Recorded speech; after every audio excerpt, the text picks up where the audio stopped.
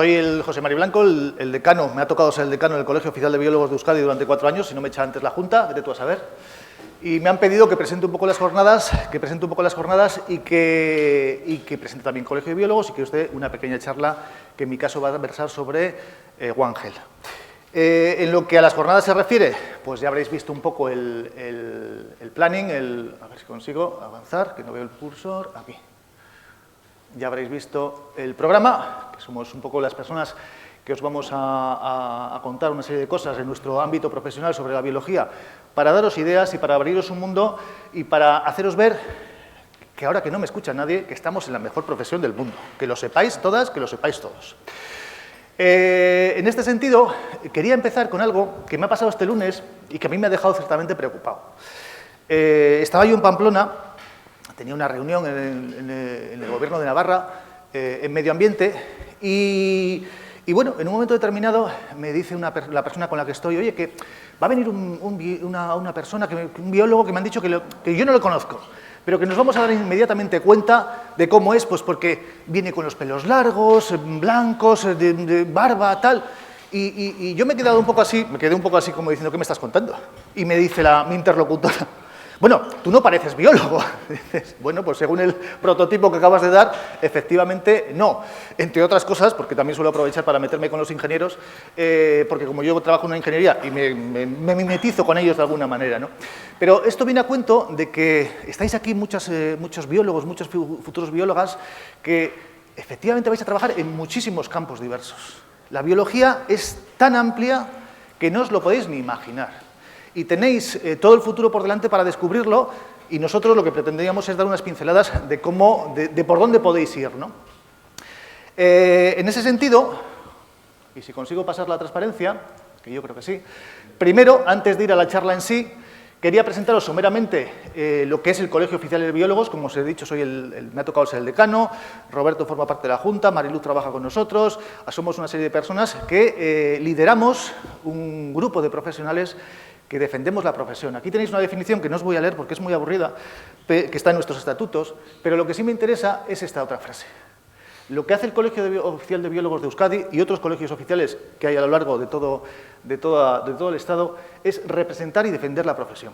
Y esto es muy importante, y cuantas más personas seamos, más fuertes vamos a ser, porque nos está pasando que hay situaciones en las que, por ejemplo, para optar a un puesto público en un ayuntamiento, nos está pasando mucho en Guipúzcoa, pues un puesto de técnico de medio ambiente, están pidiendo ingenieros forestales, ingenieros de montes, tal, están pidiendo graduados en ciencias ambientales, pero se olvidan de las biólogas y de los biólogos. Ahí lo que hace el colegio, evidentemente a través de nuestro gabinete jurídico, es protestar. A veces ganamos, otras veces no, pero estamos encima para defender la profesión. Hacemos muchas más cosas, pero en el ámbito en el que estamos, yo creo que eso es muy importante. Y cuantas más personas seamos formando parte de este colectivo, más potencia, más poder, más fuertes vamos a ser. Y eso os lo quiero transmitir, por si en su momento os apetece colegiaros, hemos traído información al respecto para que sepáis lo que hay que hacer. Dicho esto, que esta sería un poco la presentación que quería hacer del colegio, traigo a colación algo que el otro día escribí así a vuela pluma y que es un poco lo que os decía antes, ¿no? La biología es una profesión con pasado, por supuesto, es una profesión que lleva muchos años andando, es una profesión con presente, sin lugar a dudas, y sobre todo es una profesión con muchísimo futuro. La sociedad que estamos conformando entre todas y entre todos va a necesitar a biólogas, va a necesitar a biólogos para poder salir adelante. Y esto quería ponerlo desde el principio, porque para mí es la base de todo lo que vamos a decir entre los ponentes que estamos hoy aquí. Entonces, si os quedáis con algo de toda la charla de hoy, que sea esta frase, que no es muy buena, todo hay que decirlo, no es que sea muy literaria, pero es que es la verdad. Y entonces las verdades hay que tenerlas siempre presentes. Bien, pues os decía antes que ya empezando un poco con esa charla que he preparado en relación con One Health, que luego os explicaré lo que es One Health, si aún no lo conocéis, os decía antes que a nivel del Estado hay muchos colegios de biólogos. Está el Colegio Oficial de Biólogos de Madrid, está el Colegio Oficial de Biólogos de Galicia, hay varios. Y todos ellos estamos agrupados, porque evidentemente tenemos unos fines comunes, estamos agrupados dentro del Consejo General de Colegios Oficiales de Biólogos. Y el Consejo General, hace ya algún tiempo, se preguntó, y en relación con la anécdota que os he contado antes de lo de Pamplona, ese biólogo que alguna gente tiene ahí en la cabeza, con pelos largos, tal, botas, ¿qué percepción tiene? ¿Qué percepción? Pero es un arquetipo, pero lo que queríamos saber es si verdaderamente es exclusivamente así o qué percepción tiene la sociedad sobre los biólogos, sobre las biólogas. Entonces, se ha hecho un estudio que todavía no se ha presentado a la sociedad, se ha presentado al colectivo de biólogos y biólogas colegiadas, sois unos privilegiados en ese sentido, pero lo que sí se ha puesto de manifiesto, ahora os pongo algunos datos, lo que sí se ha puesto de manifiesto es que la biología es una profesión estratégica de interés general. Eso queda clarísimo, se puso de manifiesto en la pandemia y se pone de manifiesto con incendios forestales, se pone de manifiesto en educación, se pone de manifiesto todos los días, se pone de manifiesto. Y dentro de ese estudio, algunas de las cosas que he querido traer, que he querido destacar, son estas cifras que tenéis aquí. Somos en este momento 108.000 biólogos y biólogas en activo, que por cierto creo que somos solo 10.000 o 11.000 colegiados. El porcentaje no es muy bueno. Comparado con otras profesiones en las que el 99 o el 100% están colegiados, y es importante colegiarse, aquí yo vengo a vender mi libro, evidentemente, es importante colegiarse, como os decía antes, para hacer fuerza en la profesión. Somos una profesión femenina, está muy bien, somos casi un 60% de biólogas, y prácticamente un tercio con doctorados. Entonces somos una profesión que verdaderamente se reconoce como necesaria para avanzar en una sociedad inclusiva, en una sociedad resiliente, en una sociedad que, valga la redundancia, avance. En un principio vamos a hacer el turno de preguntas al final de la sesión, pero si queréis alguna cosa me decís, si me paráis, o si voy muy rápido, o si no me entendéis alguna cosa, no tengáis mayor problema. Que aquí estamos entre amigos, entre amigas. ¿En qué sectores de actividad? Pues, ¿qué es lo que os decía antes? Todos aquellos que os podáis imaginar. Estamos en sanidad, por supuesto, hay muchas biólogas, muchos biólogos. La anterior decana de este colegio, del Colegio Oficial de Biólogos de Euskadi, ha trabajado toda su vida en sanidad, sigue trabajando en el Colegio de Biólogos en una de las comisiones. Por supuestísimo, estamos en educación, en I+D. ¿Estamos en la administración pública? Claro que sí, y en consultoría ambiental hay mucha gente. Compartimos, además, hábitat o ecosistema, como se utiliza hoy en día tanto la palabra ecosistema, también la voy a utilizar yo. Compartimos ecosistema con otra serie de profesiones, como ingenieros ambientales, graduados en ciencias ambientales, etc. En alimentación y, por supuesto, en biotecnología. Y en todo esto hacemos de todo. Yo siempre he dicho que los biólogos somos una metaprofesión que verdaderamente somos capaces de llegar a todos los ámbitos necesarios para que la sociedad se desarrolle en condiciones.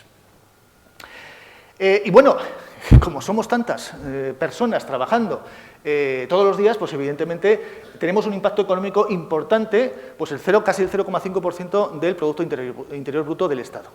No es desdeñable, puede parecer que lo de 0,5 creedme, es relevante. Y en cuanto a la valoración social de la biología, que es esto que os pongo aquí abajo, un 83% de la población, esto se ha hecho a través de una empresa de demoscopia, Sigma 2, que ha hecho no solo encuestas a biólogos, biólogas, sino también al resto de la población. Y el 83% de las personas encuestadas han valorado la profesión de la biología como muy positiva. De hecho, está en el top 3 de las profesiones mejor valoradas y nos perciben como expertas, como expertos cualificados en el desarrollo de nuestras labores habituales. Y un 32% ha dicho que somos personas, o ha opinado, que somos personas que trabajamos por el bien común. Yo creo que es una valoración muy, muy positiva. En definitiva, ¿qué aportamos a la sociedad?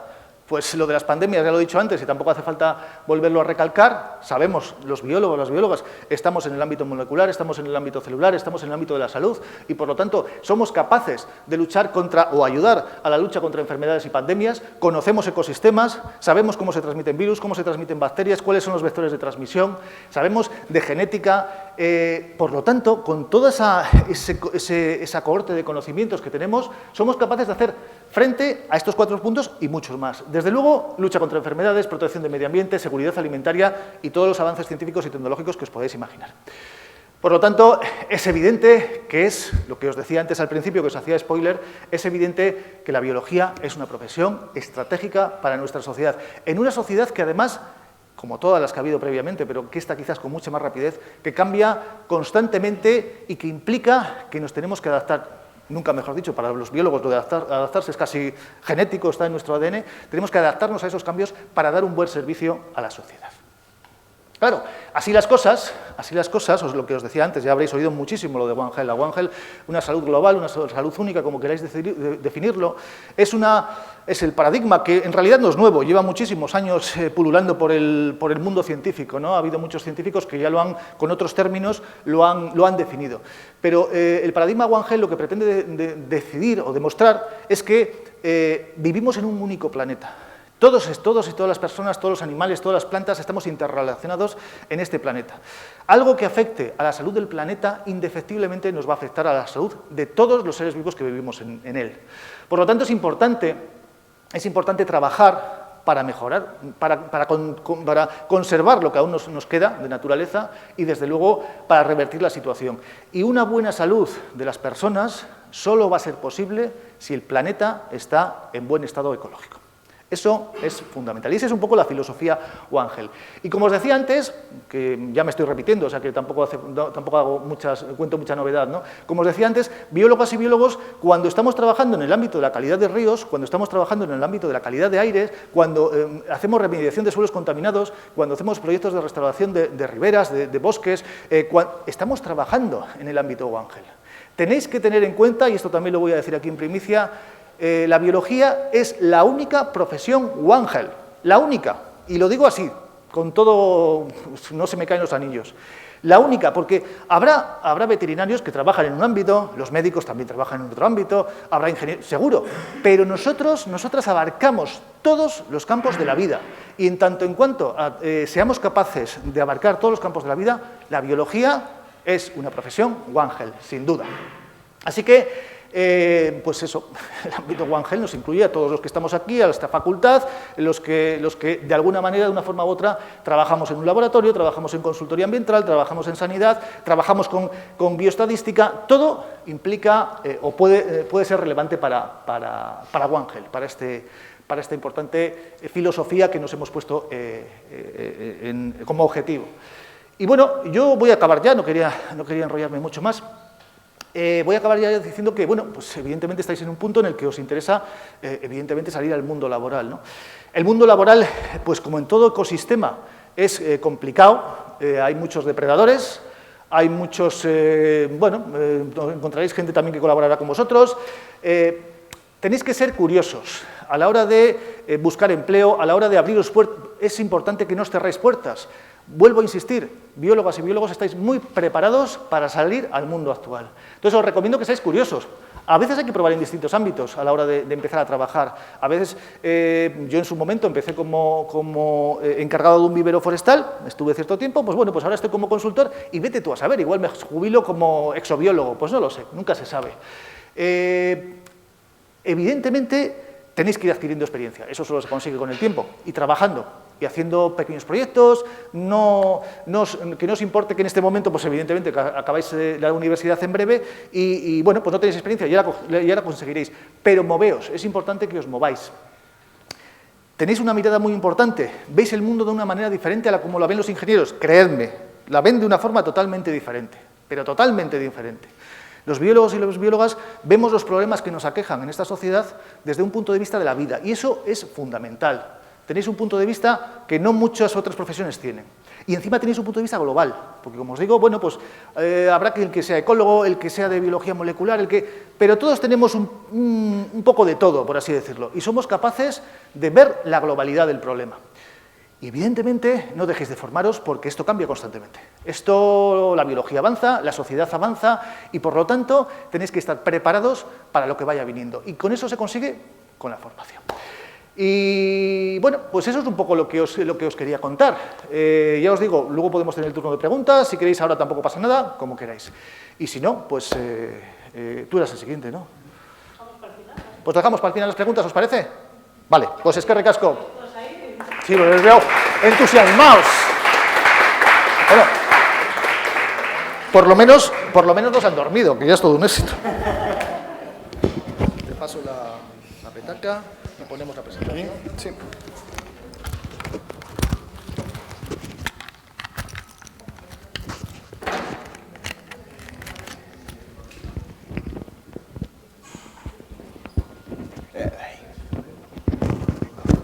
está. ¿El mando funciona? No, no está en la fuente. Como es un PDF...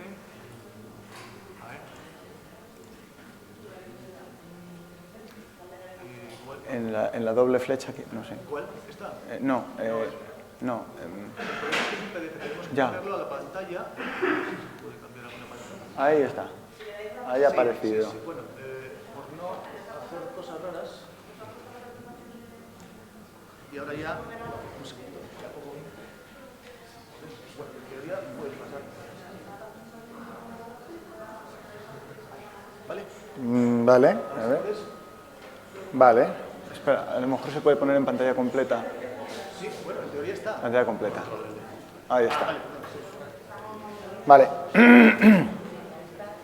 Bueno, pues buenos días. Me ha encantado la charla de mi compañero. Muchísimas gracias por esa introducción tan maravillosa. Me ha venido al pelo con lo que tengo yo aquí ahora.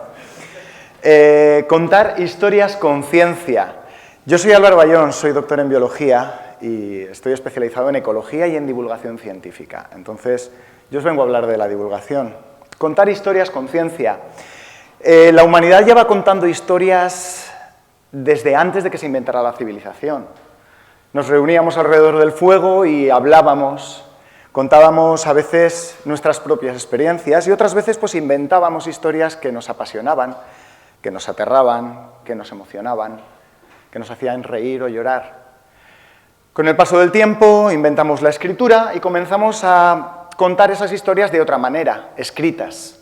Luego llegó el teatro y empezamos a ver las historias. Y por supuesto ahora pues las vemos en la gran pantalla o en la pequeña pantalla. Pero en sí el fundamento es el mismo, son historias. Y muchas de esas historias tienen cosas muy importantes que contar. Toda buena historia comienza con un viaje. Y mi viaje empieza en el año 2008 en el Museo de la Ciencia de Valladolid, que es este edificio tan chulo que veis aquí. Yo estaba de becario, tenía vuestra edad, estaba estudiando en la universidad todavía. Y ahí, en este museo, a mí me tocaba dar de comer y cuidar de los pequeños animales que hay en un acuario chiquitín, fluvial, que hay al lado del río. Y cada vez que veía un grupito de gente mirando a los animales y tal, y yo me acercaba para ver si les podía contar alguna curiosidad, como por ejemplo que la bermejuela se llama así por esas pequeñas manchas rojas que tiene al lado de las aletas, o que la anguila es un animal en grave peligro de extinción, peligro crítico, y que por algún motivo siguen sin proteger, o que el cangrejo rojo americano es una especie extraordinariamente invasora que arrasa con los ecosistemas donde se encuentra. Y yo recuerdo una niña, tendría unos 8 años, venía con su familia, y cuando le di precisamente este dato, me hizo una pregunta. Me dijo, oye, ¿y si tan malo es ese cangrejo? ¿Por qué lo trajimos? Esta niña no esperaba, no necesitaba que yo le diera datos, no iba a entender las dinámicas poblacionales, no iba a entender una dinámica de Lotka-Volterra, no iba a entender gráficas de crecimientos exponenciales. Esta niña necesitaba una historia, necesitaba saber cómo había llegado, cómo se desenvolvía en su nuevo entorno, qué sentía un cangrejo autóctono al verlo llegar, por qué este cangrejo ganaba todas las peleas. Quizá fue ahí donde me convertí en divulgador científico. Pero aquí está nuestro cangrejo autóctono, el de aquí.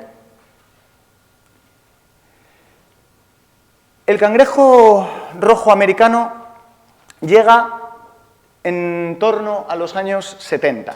Desde finales de los 60 se empieza a intentar introducir distintas especies de cangrejo más productivos porque nuestro autóctono, la verdad es que productivo es poco.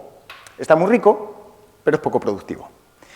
Los americanos se reproducen mejor y por lo tanto son más interesantes. Y en el año 1973 se consigue introducir con éxito en la provincia de Badajoz, en el medio Guadiana, una población de cangrejo rojo americano.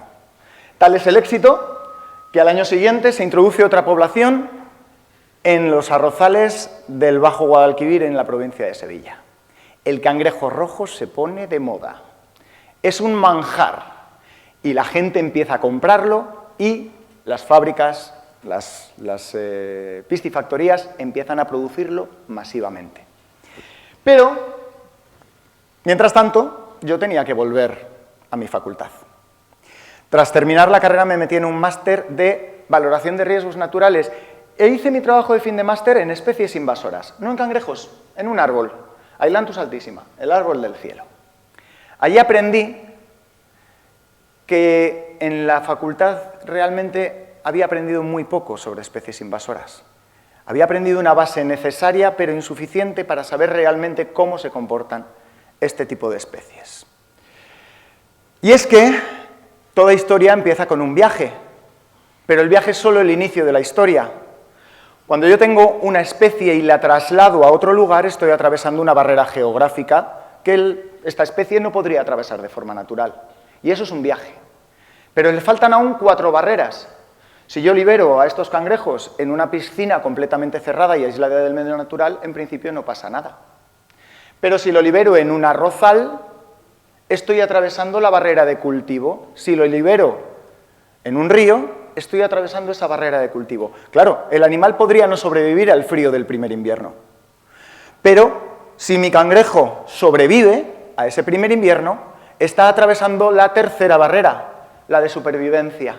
Ya es capaz de existir en el nuevo ecosistema. ¿Y es capaz de reproducirse? La cuarta barrera, reproductiva. Y hemos dicho que el cangrejo rojo se le da muy bien reproducirse. Por eso lo metimos aquí. La quinta barrera es la peligrosa, la barrera de dispersión.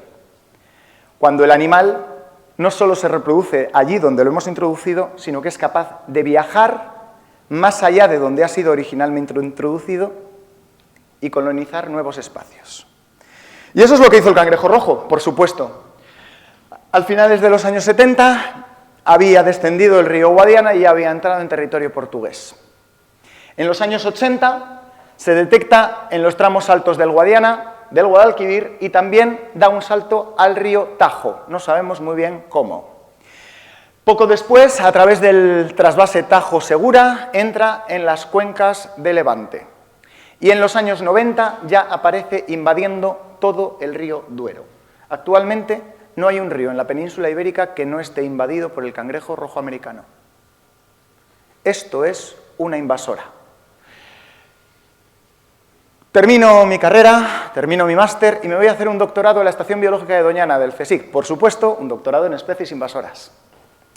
Y allí descubro lo importante que es conocer la historia de las especies y que el público también conozca a estas invasoras.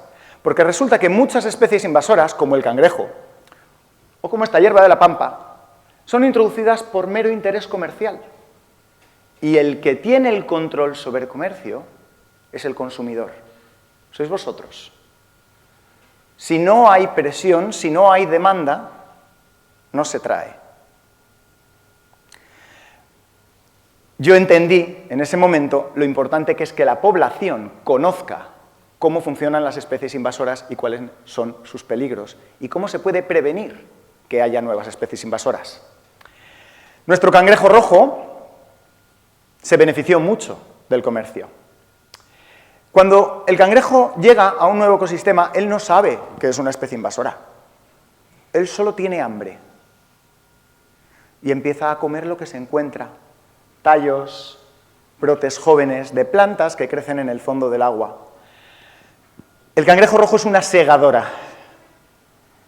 Literalmente guillotina la vegetación del fondo de la ribera, la vegetación del fondo del cauce, perdón, y todos los restos vegetales salen a flote muertos, produciendo un proceso que conocéis muy bien de ecología, la eutrofización.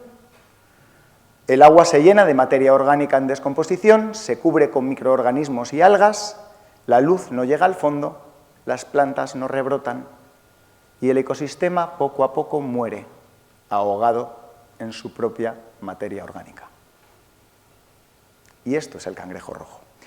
Hay un posible competidor contra el cangrejo rojo, nuestro cangrejo, el ibérico, el cangrejo de patas blancas.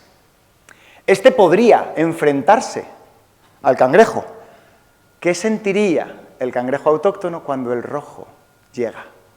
El problema es que lo que siente es pavor, porque nuestro cangrejo rojo, el americano, es portador de una enfermedad llamada afanomicosis, de este hongo, Aphanomyces asthazi, que él es portador prácticamente asintomático, pero para el cangrejo autóctono es letal. El cangrejo autóctono ahora mismo está en peligro crítico de extinción a causa de esta enfermedad.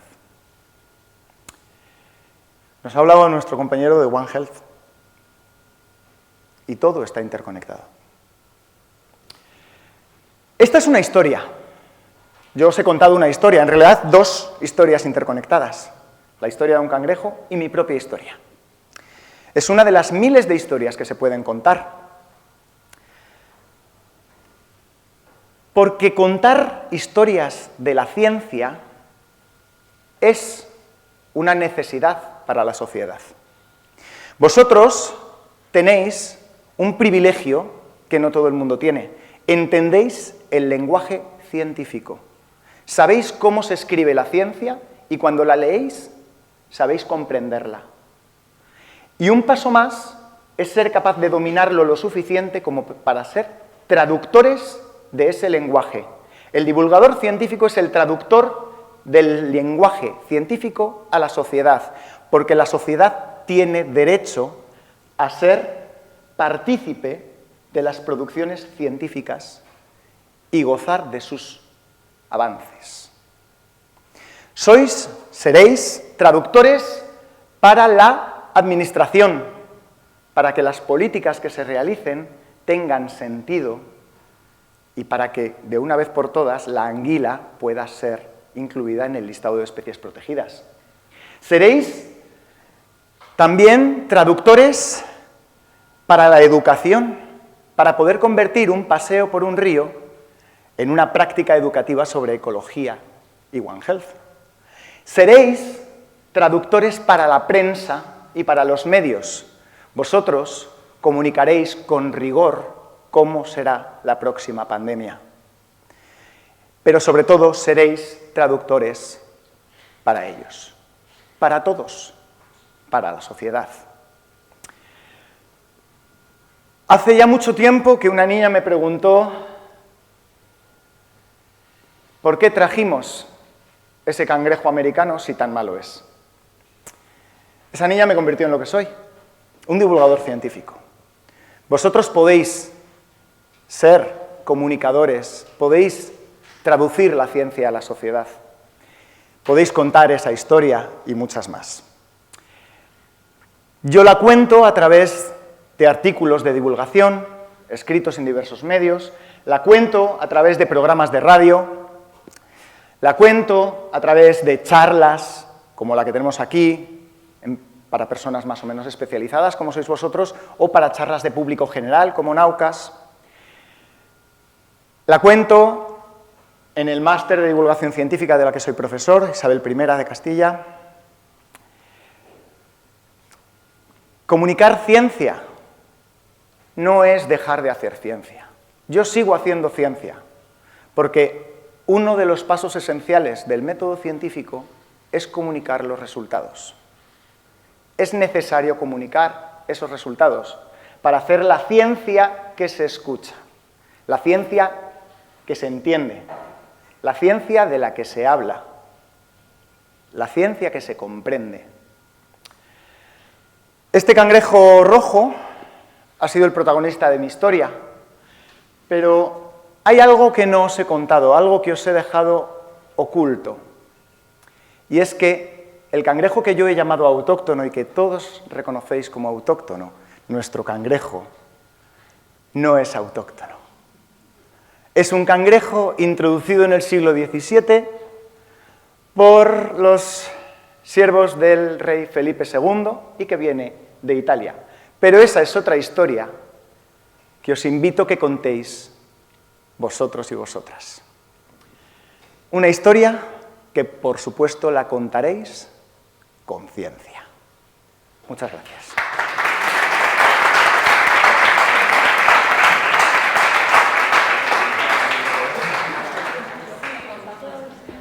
la petaca.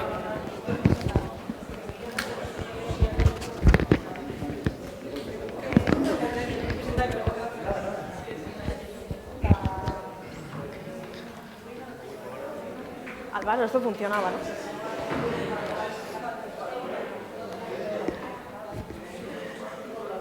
Bueno, bitartean hasiko naiz.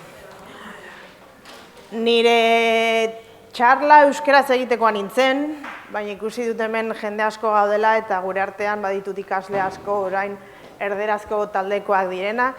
Eta ez dira soilik biologoak, badaude bioteknologoak eta biokimikariak eta biokimika eta biomolekulen graduko ikasleak ere. Orduan, txarlak izan dira oso biologoei zuzenduak, eta ikusi dugu One Health zer den, hori dela eta ere bihar nire ikaslei galdatu behar izan diet talde praktika bat, bihar dagoelako ekitaldi bat, Plentziako itsasestazioan One Health dela eta. One Health gaur egun esan duten bezala dena da, eta zuen ekarpen guztiak ongietorriak dira eta segurazki izango dute eragina. Divulgazioa One Health da, dozentzia One Health da, ikerketa One Health da.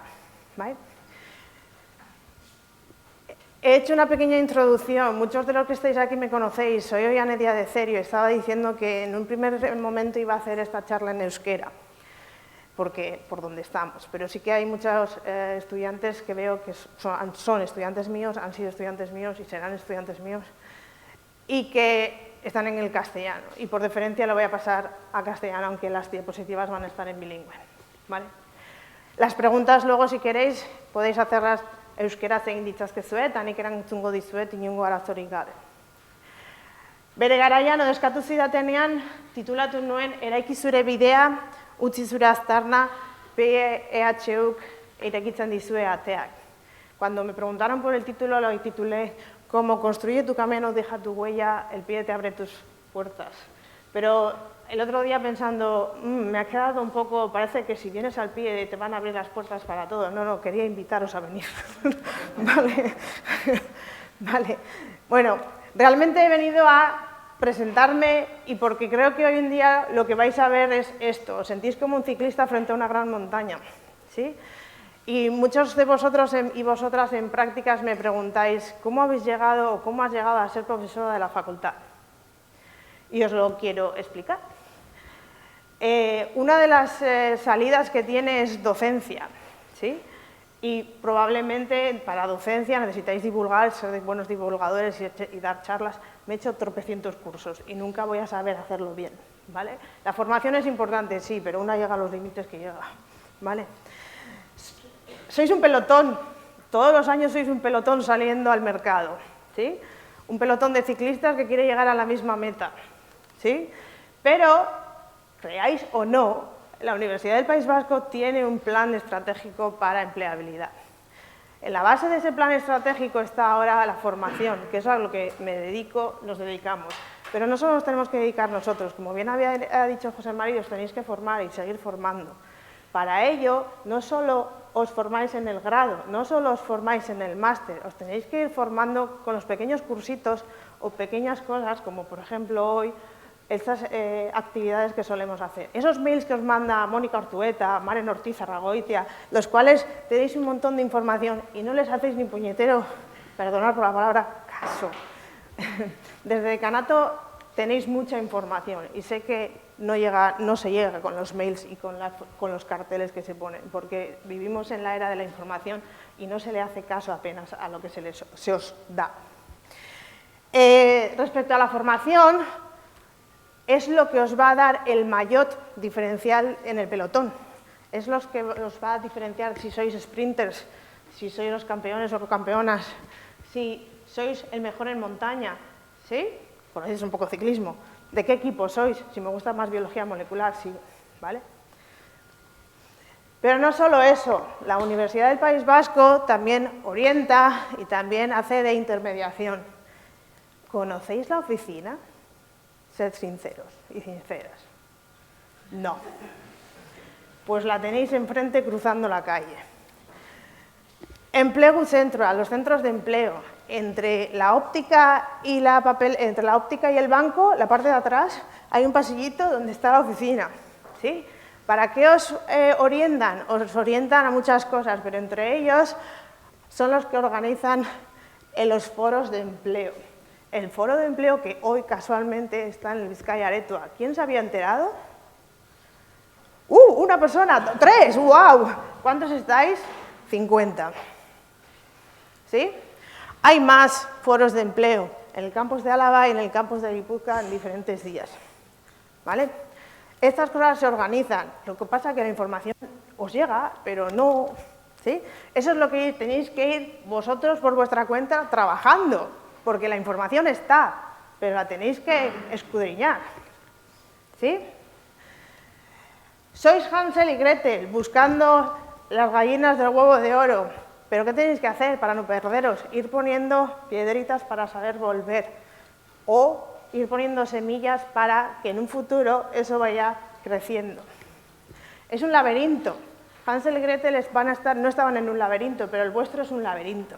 Podéis empezar un camino y como científicos o científicas que creéis que ibais a ser o vais a ser, ¿sí? Es ensayo, error. Podéis empezar un camino y haberos equivocado, volver para atrás, pero para eso las semillas tienen que estar puestas. ¿Cómo construir tu camino? Primero, pensad qué os gusta y qué no os gusta y apuntadlo, ¿vale? Y así podéis ir decidiendo, bueno, estoy segura que no quiero hacer administración o soy malísima haciendo divulgación, no se me da bien. Apuntadlo y así podéis saber en qué máster me puedo apuntar o qué no. El camino que vais a tener para mí me recuerda... ¿Habéis jugado a ese juego?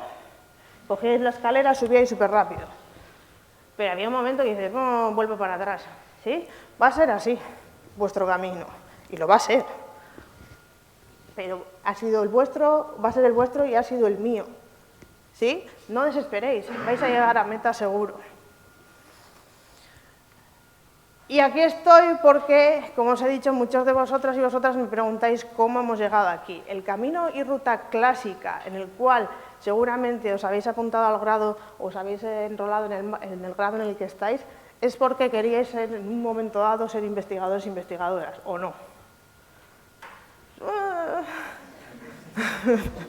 Es la ruta clásica, ¿no? Biología, a investigar, bioquímica, a investigar, ¿no? O eso es lo que, al menos a mí en un principio, es lo que me atrajo.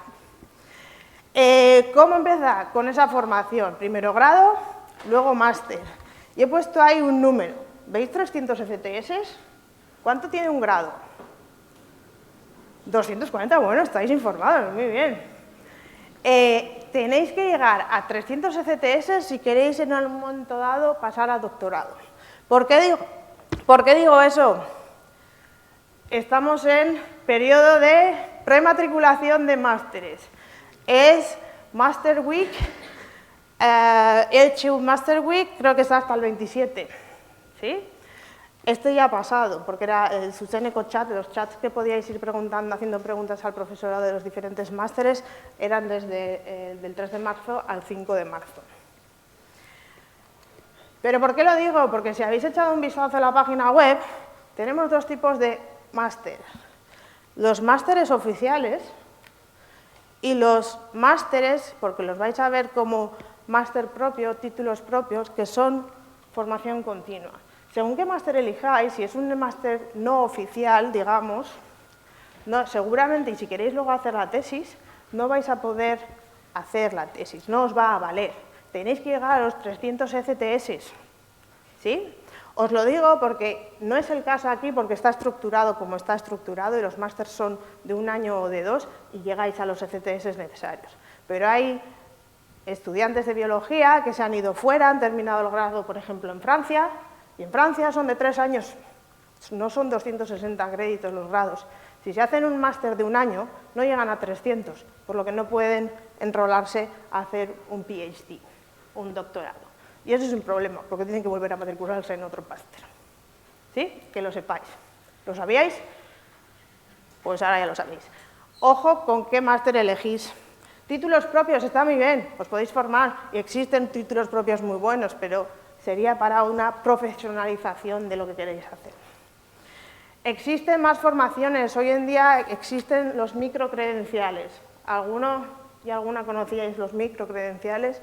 Son pequeños cursos que los imparte la universidad para también esa especialización o esa especialización de ciertos temas en concreto. Es nuevo, eso de los microcredenciales, y va a ir a más.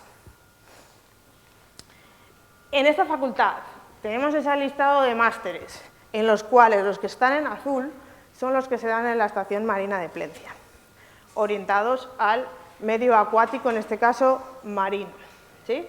Pues tu charla ha sido sobre especies invasoras, ríos, pues yo me vengo al mar, ¿sí? En este caso tenemos esos 3 másteres que son Erasmus Mundus, existen másteres Erasmus Mundus, a los que soléis aplicar, pero ciertamente os digo, sois malísimos aplicando, y malísimas. ¿Por qué? Porque podéis tener muy buena nota, podéis tener cartas de recomendación, pero es que esas mismas notas y esas mismas cartas de recomendación lo tiene un francés, lo tiene un noruego, lo tiene un indio, lo tiene un estadounidense. ¿Sabéis qué marca la diferencia? Las cartas de interés. El por qué queréis hacer ese máster. Y sois malísimos y malísimas haciendo esas cartas. Es lo que marca la diferencia. ¿Quién os puede orientar a hacer eso? La oficina de empleo que os he dicho antes. ¿Sí? Pero sois malísimos. ¿Sabes quiénes os ganan? Los estadounidenses, los ingleses, los noruegos. Y cada vez más Bangladesh y... ¿Sí? Os quitan las becas Erasmus, por lo que os tenéis que pagar self-funded, hacer los másteres Erasmus Mundus self-funded, que eso implica pagar más, porque no tienes beca. ¿Sí? Volvemos a la ruta. Tenemos los 300 ECTS y decidís que, bueno, os ha gustado esto de la investigación y queréis seguir haciendo un doctorado. Un doctorado sigue siendo una formación. Hoy en día lo tenéis como un contrato, como si fuera un trabajo. Es un trabajo, sí, pero es vuestra formación, es vuestro trabajo y es vuestro interés. Elegid lo que realmente os gusta. ¿Sí? Una vez que se termina ese doctorado, después de 4 años, si tenéis suerte, puede ser 5, según cómo lo plantees. En mi caso fueron 5. Podéis tener un contrato postdoc o becas postdoc. Para doctorado hay diferentes becas. Tenéis las becas del Ministerio, FPIs, FPUs, becas predoctorales del Gobierno vasco, becas de la Caixa, becas de la EHU. También pueden ser Fondo Europeo, hay un montón de becas. ¿Cuál es el problema hoy en día? Que son súper competitivas. ¿Qué quiero decir? Que suele haber una nota de corte, ¿sí? Una nota de corte que creo que está en torno a un 7. ¿Sí? No con ello quiero decir que tengáis que ser buenos estudiantes. Yo no lo fui. Os lo digo desde ya, no lo fui. Luego os lo cuento. ¿Qué pasa luego? Terminas el doctorado y enrolas en un postdoctorado, con contratos, con más becas, también existen becas de contrato. Esto ya empieza a ser algo más como un trabajo, ¿sí? Pero ya empezarías a investigar sobre lo que a ti te interesa. Y luego está lo que denominan en inglés tenure track, que significa que, bueno, sigues teniendo algunas becas Ramón y Cajal y ya te vas como financiando. Pero realmente tenure track no es eso. Tenure track es un concepto inglés o estadounidense en el cual durante 7 años tú sigues de investigador y se supone que ya has llegado a un nivel de conocimiento en el cual puedes pasar a ser profesor luego en la universidad. ¿Por qué os digo esto? Porque aquí no funciona así, ¿sí? Aquí es como un mixto, todo en paralelo. Y una vez que terminas esos años de investigación, ya pasas a ser un senior researcher o full professor, ¿vale? Ese liderazgo ya, estabilidad de contratos. Aquí, ese tenure track, cuando eres postdoctoral, pasas a ser Irakasle o profesor. Pero para ser profesor primero hay que apuntarse en unas bolsas de trabajo, hoy en día. en las cuales esas bolsas de trabajo parece ser que las quieren quitar, ¿sí? Hoy en día hay que apuntarse en las bolsas de trabajo y en esas bolsas de trabajo hoy en día no tienes por qué ser doctor. Hay dos tipos de bolsas de trabajo, para doctores y para no doctores. Primero llaman a la bolsa de trabajo de doctores y luego a lo de no doctores en el caso de que no haya gente. Esas empezaríamos como laborales interinos y una vez que eres con laboral interino y sigues investigando, porque no solo te dedicas a docencia, eres docente, pero tienes que hacer tu investigación. Pasaríamos luego a una OPE, a un concurso público para ser profesor adjunto. Aquí adjunto, en el Estado español se llama otra manera que ya no me acuerdo. Tienen diferentes acreditaciones. Adjunto, una vez que eres adjunto, pasas 4 años con un contrato y luego tienes que ir a concurso otra vez, OPE, pasarías a ser agregado. Una vez que eres agregado ya tienes un contrato estable y luego podrías pasar a ser catedrático titular a nivel estatal, catedrático también a nivel estatal. Estos ya seríais trabajadores públicos. ¿Sí? Si me he equivocado, me corregís luego, porque de memoria no me sé todos estos acreditaciones. Pero otra vez, ¿cómo construís ese camino? ¿Sabéis cómo lo construí yo? Tengo aquí apuntado lo que apunté. Os digo. Me gusta el laboratorio. ¿Qué no me gusta? La docencia. ¿Dónde he terminado? Como docente. Bien. Dicho esto, os tengo que decir que yo terminé en el 2005. Empecé biología, pero cuando empecé biología mi duda era, ¿me meto a bióloga o voy a Bellas Artes? Y me metí a bióloga. Siempre he sido muy dubitativa, o sea, nunca he tenido las cosas claras. Bióloga, vale, termino mis 5 años de biología, no repetí nada, pero mi nota media no llegó a un 7, ¿sí? Eran otros tiempos, no era igual tan competitivo, igual había otras oportunidades. Pues no te digo que no. Ah, bueno, espera, lo digo. Eso. Docencia, he dicho que no he puesto, ¿no? 2005 terminé. En 2004 tuve un compañero de clase, el cual el 18 de agosto me llamó, yo de vacaciones en la playa. Oye, que me he enterado que en el laboratorio de biología celular están buscando a alguien para ayudar en trabajos de investigación. Antes entraba como alumnos internos a ayudar en el laboratorio, era voluntario, ¿sí? Y yo, estupendo. ¿Y cuándo? ¿Y qué hay que hacer? Tienes que ir mañana. Mañana, 19 de agosto. Vale, pues ya voy. Cogí el coche, porque soy de Guipúzcoa, y me presenté aquí. Tuve una pequeña entrevista y empecé a trabajar ese septiembre en el laboratorio. ¿Por qué? Porque había habido un accidente que se llamaba Prestige y necesitaban gente que ayudara en el laboratorio. De gratis. ¿Sí? Bien. Hoy en día eso no se puede hacer. Por tema de seguros y demás, no se puede hacer. Yo empecé ahí y antes os he dicho que era un laberinto de ensayo-error. Mi ensayo-error no fue, yo he tenido mucha suerte y ha sido todo bastante en escalera. ¿Sí? Cogí la escalera y casi he ido, no he ensayado diferentes rutas. Comencé ahí, me gradué, no hubo oportunidad de contratarme luego, por lo que estuve un periodo de tiempo de 1 año de, bueno, voy a esperar a ver si puedo conseguir alguna beca. En ese año dije, no voy a estar haciendo así. Aunque sé que no voy a hacer docencia, no me gusta, me hice el certificado de aptitud pedagógica. Hoy en día es un máster, ¿sí?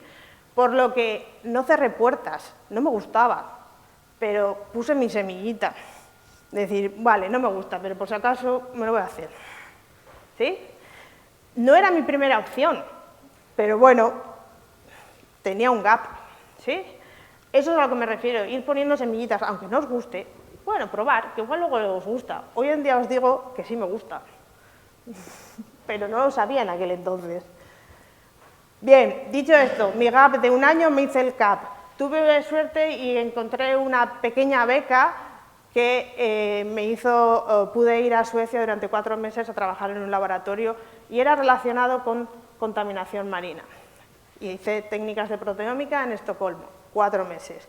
En esos 4 meses me llamó el profesor con el que estaba trabajando aquí, que era Ivonne Canci, ya lo conocéis y sigo trabajando con él. Me llamó y, Oiane, los cursos de doctorado, que antes eran cursos de doctorado, se convierten en máster. ¿Quieres hacer el máster de contaminación y toxicología ambiental? Y dije, sí, sin pensar, ¿sí? Me lo hice, era un año, y al tiempo que estaba haciendo el máster empecé el doctorado. Hoy en día eso no lo podéis hacer, ¿sí? Primero tenéis que hacer el máster y luego tenéis que hacer el doctorado, ¿sí? Veis que yo no tuve que pensar, fue todo como rodado, ¿sí? Al estar en el 2007 ya era, empecé la tesis, en el 2012 la terminé. Mi tesis era asociada a proyectos. Me refiero, mi jefe tenía un proyecto, el cual tenía una beca y esa beca más o menos era él el que evaluaba a quién darle la beca. Al haber estado trabajando anteriormente conmigo, ya me conocía, presenté mi currículum, no se presentó nadie más, es decir, pero ya tenía un conocimiento sobre mí, ¿sí? Y un interés, ¿vale? No tuve que escribir la carta de interés, pero si la tenéis que escribir, por favor, pasar un tiempo haciéndola. Y no seáis muy naif de me gusta, quiero salvar el planeta, porque es lo que ponéis y eso no es lo que se pide, ¿vale?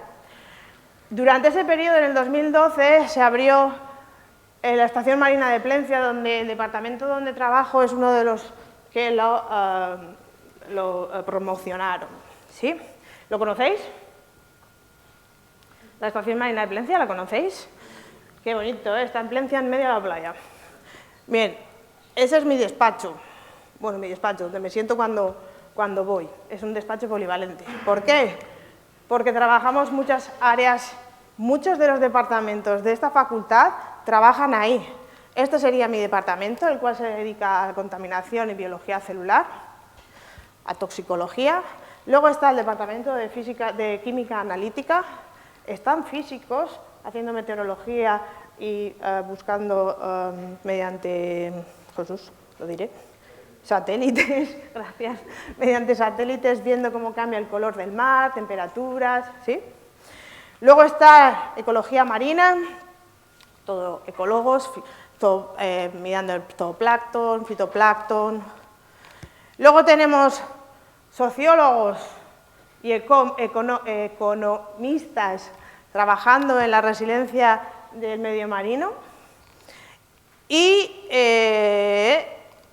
ahora mismo no me acuerdo quién está aquí. Ingenieros. Me faltan los ingenieros, perdón, me falta.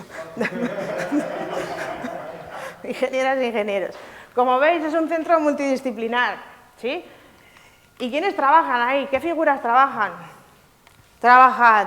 Han pasado estudiantes de FP haciendo prácticas, estudiantes de los grados que tenemos, los cuales conocemos, estudiantes de Bellas Artes, también han pasado por ahí, ¿sí?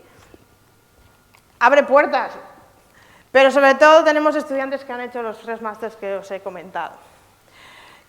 Existen predocs, muchos, los cuales tienen becas de EHU, o tienen becas del gobierno vasco, o tienen contratos, tienen becas FPI, FPUs, un montón de becas.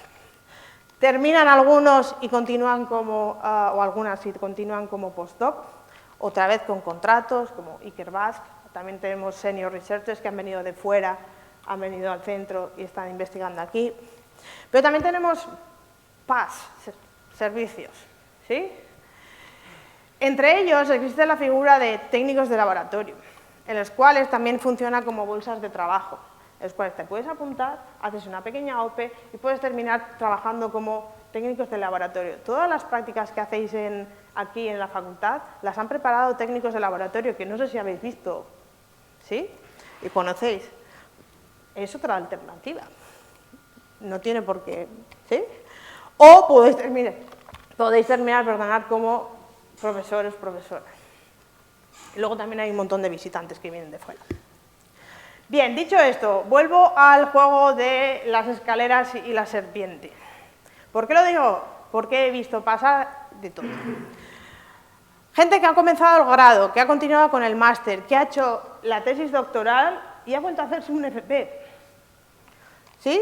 Y que ha terminado como profesora adjunta, ahora dentro de unos meses va a ser agregada y la conocéis.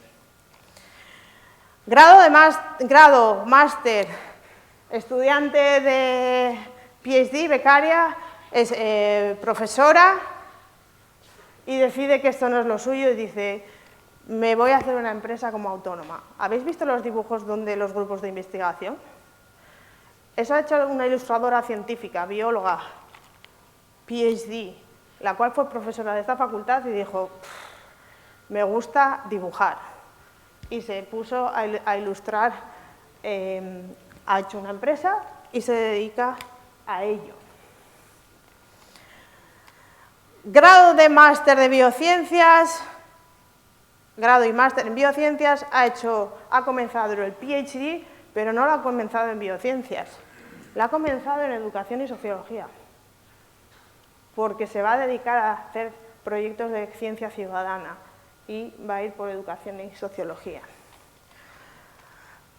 Gente que ha comenzado el grado y sin hacer máster ha tenido contrataciones en ayuntamientos de Bilbao y ahora está contratado por la EHU y trabaja en el laboratorio ayudándonos haciendo cosas.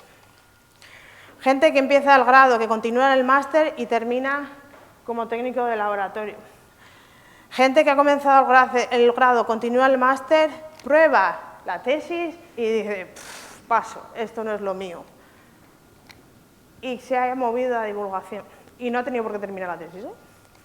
Gente que ha empezado el grado, que ha continuado con el máster, termina la tesis y se hace otro máster para poder ir a docencia en secundaria. ¿Veis cómo varía el camino? Hay que tener paciencia.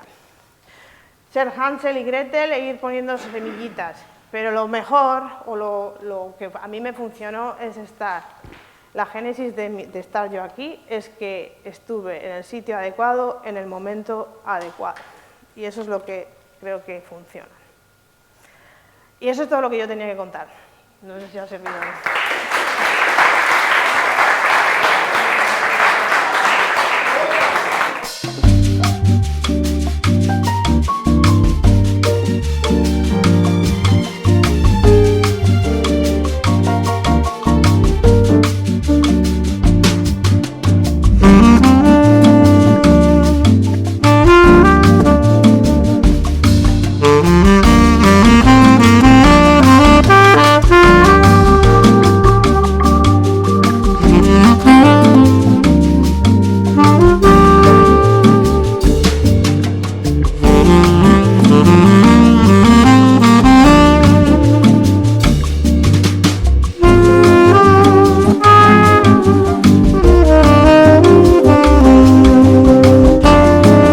Clases por ahí o alguna cosa, así que voy a intentar ser un poco breve.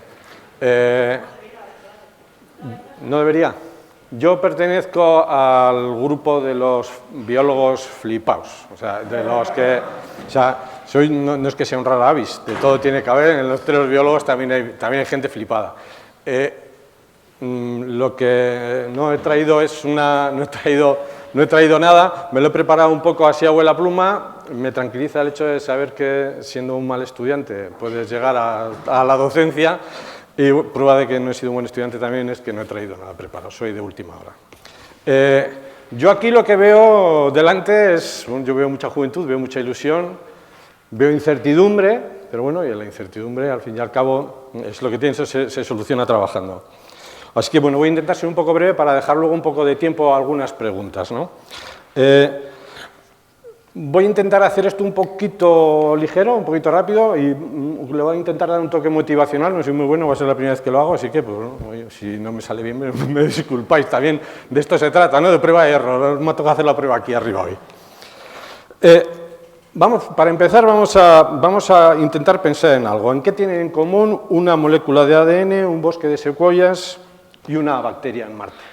La mitad de todo lo que voy a contar me lo han pisado entre todos estos, así que bueno, lo puedo ir recortando.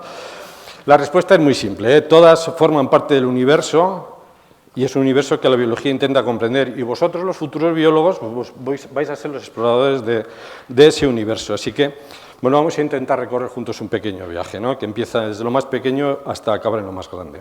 Y al final, pues bueno, como ha dicho José Mari, esto se trata un poco de vender nuestro libro, ¿no? Vamos a intentar vamos a haceros una invitación para que la profesión pueda dar un poquito un salto. Cada vez que respiramos, miles de proteínas trabajan como máquinas invisibles para mantenernos vivos, todos lo imagináis, ¿no? Motores moleculares que giran, bombas que transportan iones, enzimas que reparan, bueno, pequeños errores en el ADN. Aunque a algunos no les guste, bueno, eso es ingeniería a escala nanométrica, ¿no? Luego voy a romper una lanza en favor de los ingenieros. Imaginemos una célula también, ¿no? Como una ciudad, ¿no? Donde las mitocondrias pueden ser las plantas de energía, el núcleo puede ser el ayuntamiento, donde se dan las órdenes, unas veces acertadas y otras menos, y las proteínas pues, son los ciudadanos que hacen que todo funcione. Comprender esto es muy importante, y es lo más importante para mí dentro de la profesión de biología, porque esto no es solo ciencia, es entender la base de la vida, que es lo que comentaba José María antes.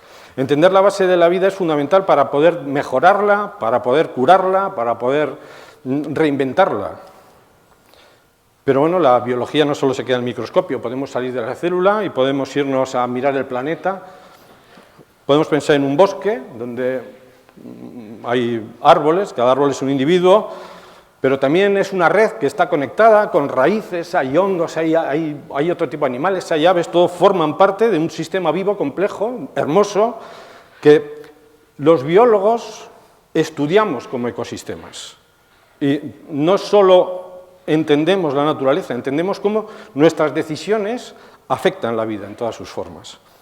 Desde la conservación de las especies hasta la lucha por controlar el cambio climático, la biología es la brújula que puede guiar a la humanidad en ese camino, y en ese camino es donde vosotros vais a participar. Por eso, yo cuando, en esta última diapositiva, que nos ha puesto la docente, estudiante,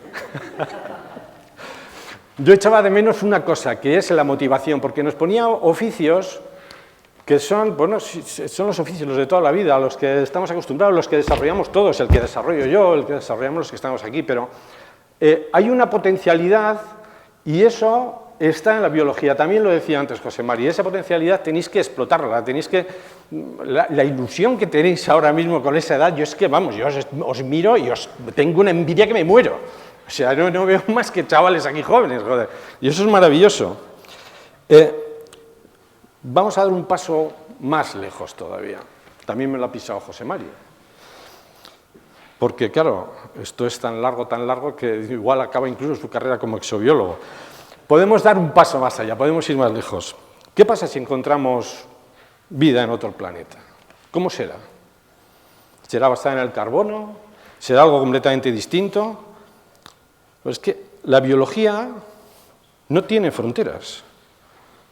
Y ustedes están en el centro de esa aventura, todos vosotros y vosotras estáis en el centro de esa aventura. Y si algún día la vida sale de este planeta y vamos a colonizar otros mundos, desde luego no va a salir de la mano de... No, va a salir de la mano de uno como vosotros, va a salir de la mano de biólogos y de biólogas. Eso es seguro. Así que bueno, ser biólogo yo creo que no solo es una profesión, ser biólogo es una responsabilidad. Va un poquito más allá, porque somos los que estudiamos, los que protegemos y los que explicamos la vida en todas sus formas. Y bueno, para que nuestra voz tenga peso en esta sociedad, y aquí es donde hacemos un alegato y damos ahí un paso a la colegiación,